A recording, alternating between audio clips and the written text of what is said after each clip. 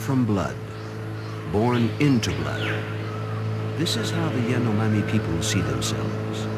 They make their home deep in the Amazonian jungle near the upper reaches of the Orinoco River basin, straddling the border between Brazil and Venezuela.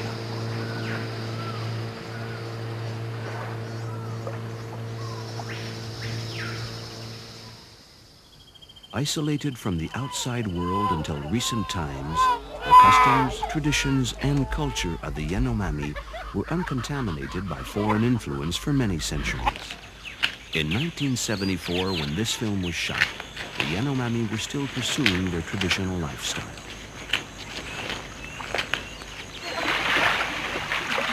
But behind the peaceable rituals, such as this young girl's initiation into womanhood, there always lay the threat of vicious wars between neighboring tribes.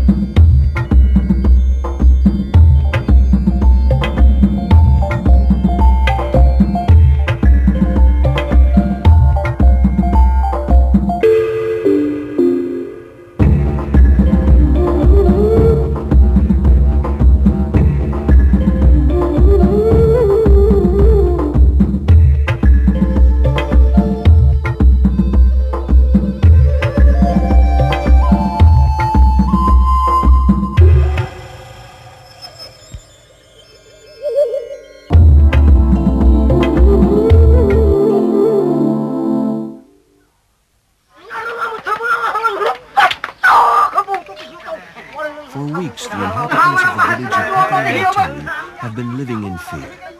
Rumors have circulated that warriors from the village of Mahekdoteri are preparing an attack. Faced with this threat, they've decided to join forces with a neighboring village. An envoy has been dispatched to try to negotiate a pact. The conditions for a possible alliance are hotly debated, since the village in question is near Mahekdoteri, and any pact with Patanawateri might place it in peril. An agreement is finally reached. It's decided that a huge feast to seal the new partnership will take place in Patanawateri as soon as possible.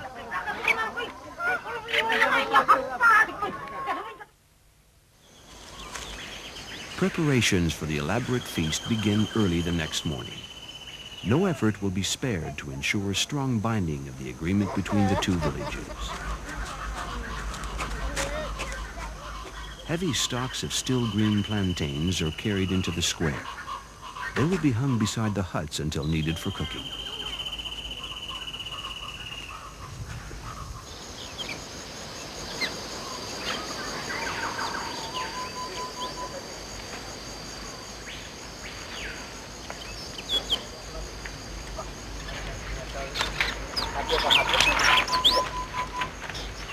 The Yanomami are very fond of the fruit of the pijiguau, an indigenous palm tree whose trunk is ringed with sharp thorns.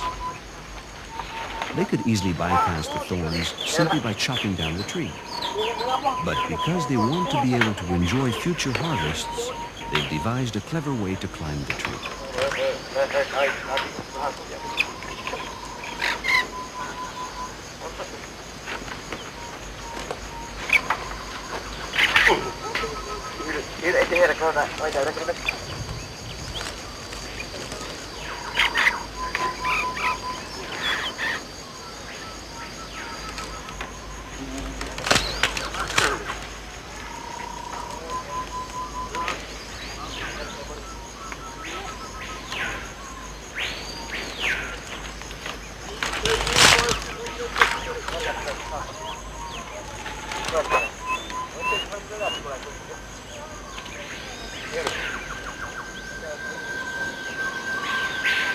The Yanomami diet also includes bananas, tapioca, yams, sweet potatoes, as well as about 15 varieties of fruits gathered in the forest. While waiting for the bananas to ripen, they pass the time preparing their bows and arrows for the next hunt.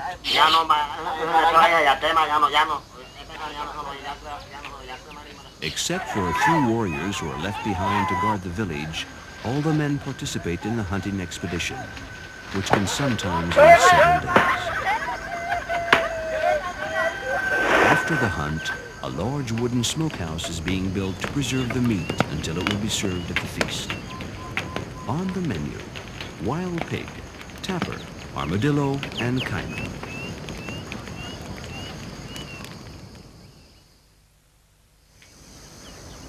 It's inconceivable to even think of celebrating a peace pact without supplying the guests with copious quantities of ibina, or yopo, natural hallucinogenic substances derived from the inner bark of the parwolo tree.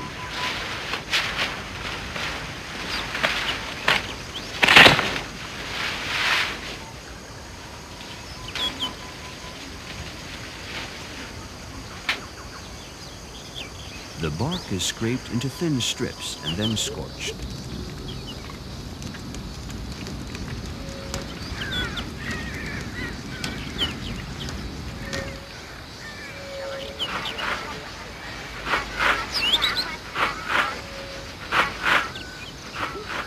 It's then ground into a fine powder and finally cut with ashes.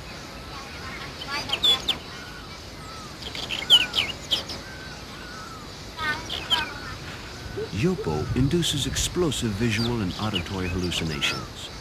It's sniffed into the nose through a long, hollow bamboo shoot.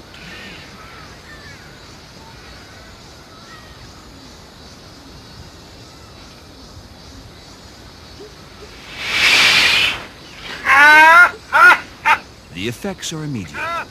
Fits of nausea and vomiting, followed by terrible headaches, sweep over the warriors. They enter a euphoric state where they're able to communicate with the Hekura, their spiritual guides.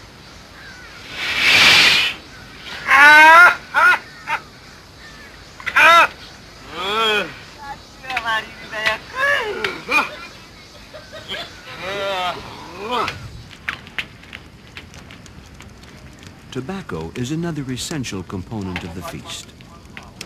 A large quantity of it must be made available to the guests. The tobacco leaves are first softened by soaking them in water and then dabbed in hot ashes.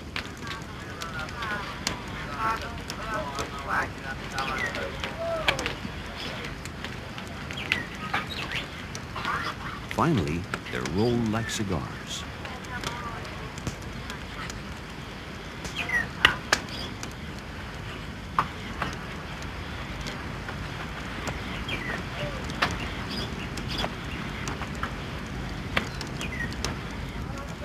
The Yanomami do not smoke the tobacco. They chew it, the wad often distending the lower lip. Men, women, and children of all ages chew tobacco. It appeases their hunger pangs and gives them energy.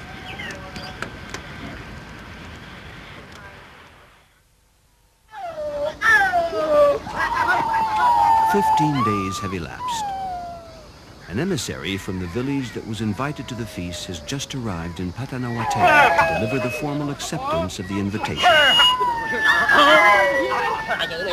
Distinguished chief and brave warriors, with all due respect, we accept your invitation. Let us be friends. We've walked for many nights to reach your village to tell you we accept your invitation."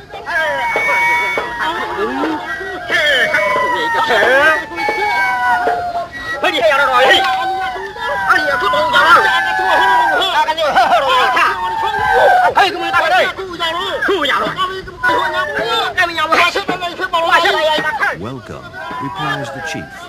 "We have awaited this day in great anticipation. Return to your people and tell them we've prepared many delicacies and much yogurt."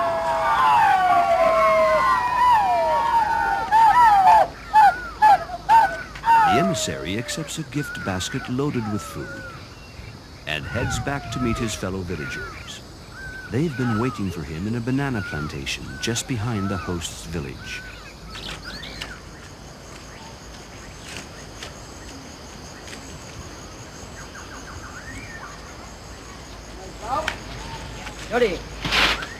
When an arriving guest is an old friend, he can come into the village unannounced.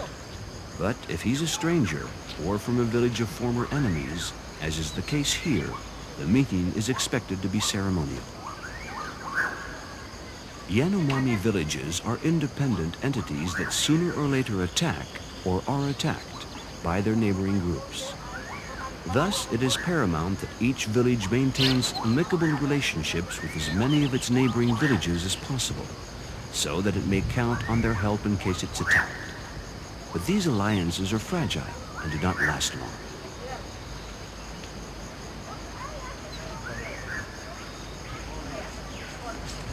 After the warriors have eaten their fill, they decorate their bodies with various motifs using pastes made from red mushroom, clay, or charcoal, and adorn themselves with their most colorful feathers.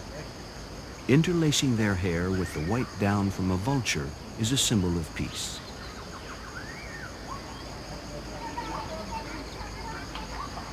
The youngest warrior is called upon to present the first dance.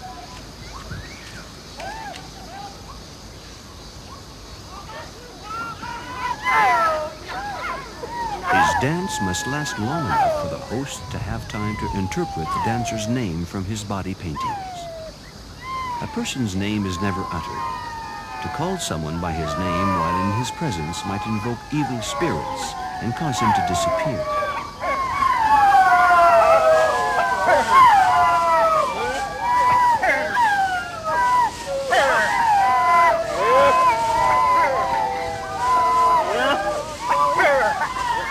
To help their guests feel comfortable and enjoy themselves, the hosts continually shout compliments to them for their chanting and dancing skills.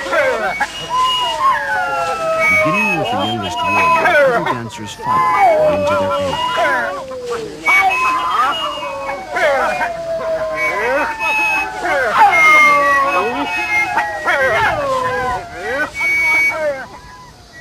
After dancing once around the square, the dancers assemble in the center to await a formal invitation to go to the shabono and to their assigned campfire.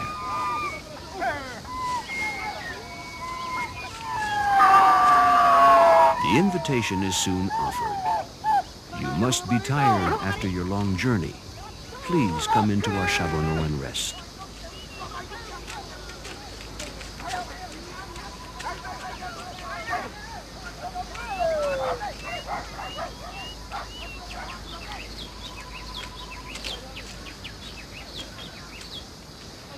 The Yanomami live together in a shared lodge without interior walls. Each family has its own designated space and fire pit.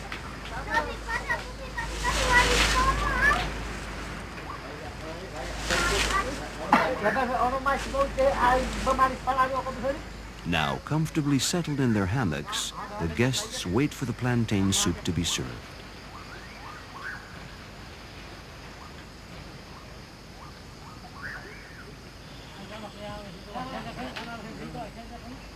An incredible amount of soup has been prepared, enough to feed everyone for several days, and still have some left over. The pots must always be full. Even after they've had plenty to eat, the guests must never refuse another helping. To these people, refusing plantains is tantamount to refusing friendship.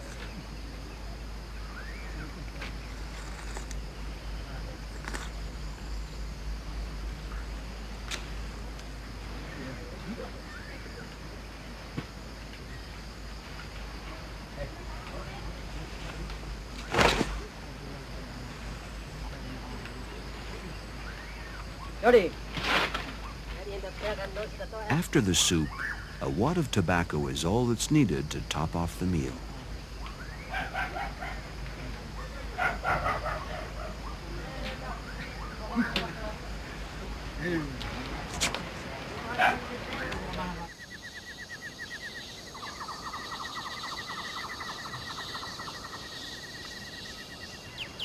Next morning, the men from the two villages participate in a yopo ceremony.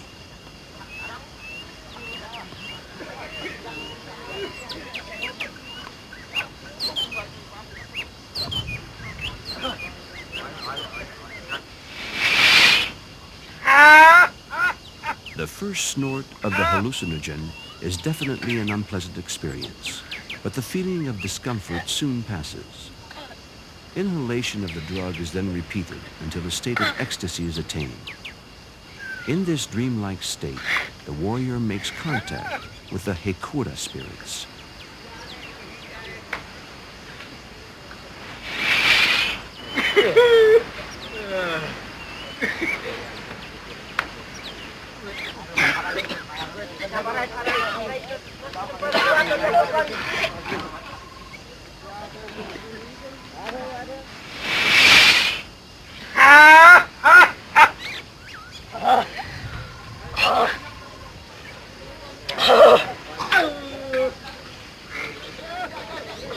The dazed expression and vacant stare on the face of the participants indicate that the hallucinations have begun.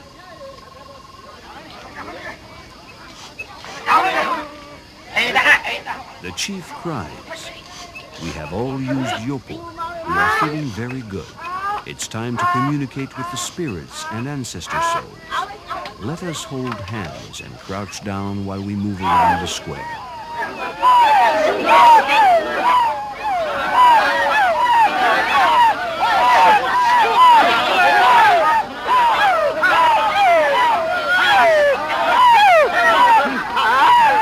Each warrior from the host village takes the arm of a visitor.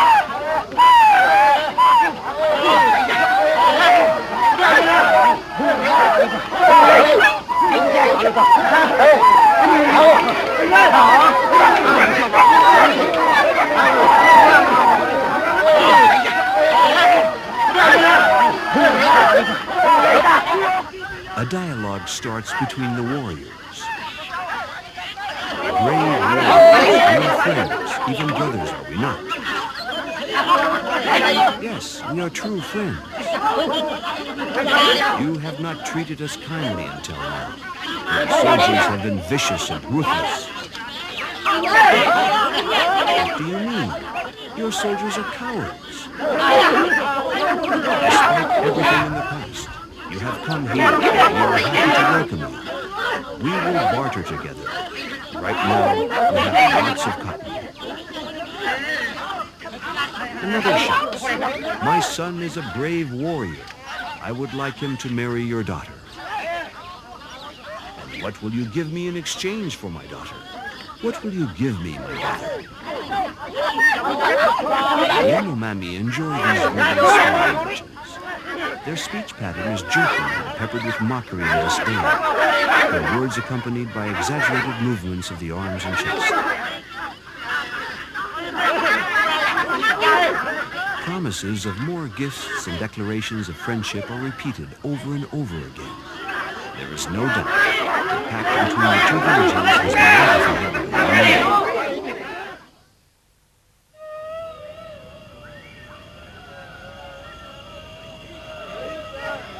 A feast like this is also an opportunity to honor a deceased relative or friend. The bones of the dead person have been cremated and pulverized. During the feast, the ashes are mixed with banana soup and served to the dead person's family and friends in the presence of the other guests.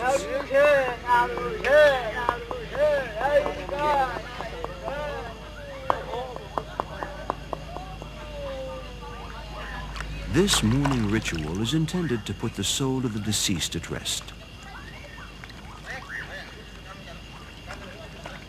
Moreover, it's the most appropriate way to honor him.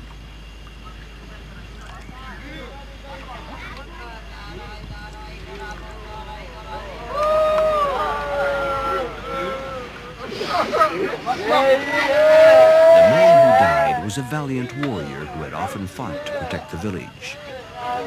Those who ingest his ashes are thought to absorb the vital energy that they contain. Embodied by the dead man's strength and courage, they will become as heroic as he was.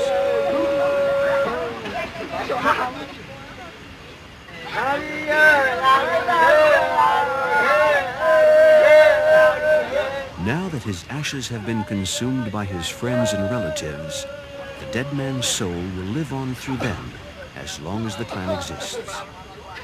The greatest fear of the Yanomani is to die without being cremated and eaten by their close relatives.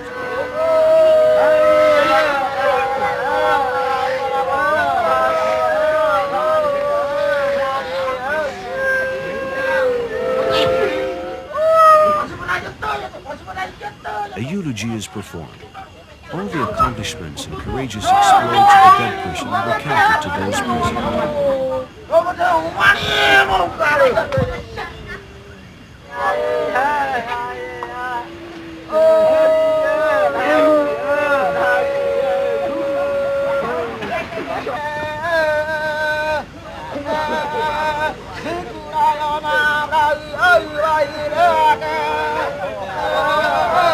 Tears are shed for the last time.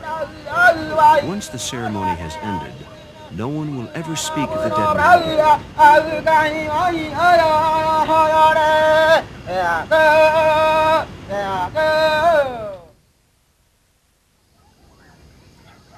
The following day, to formalize the alliance, representatives of the two villages meet in the sanctuary of the Shabono, reserved for special tribal events.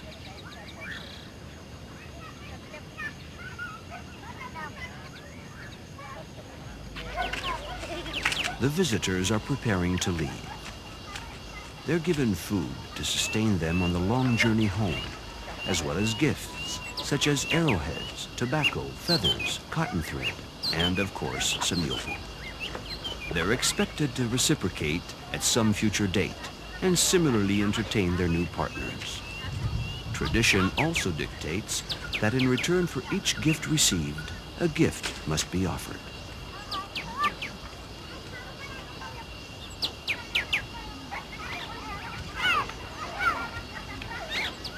Satisfied that they've struck a beneficial agreement with their neighbor, the men of Patanawateri hasten to share the good news with the Hekura spirits.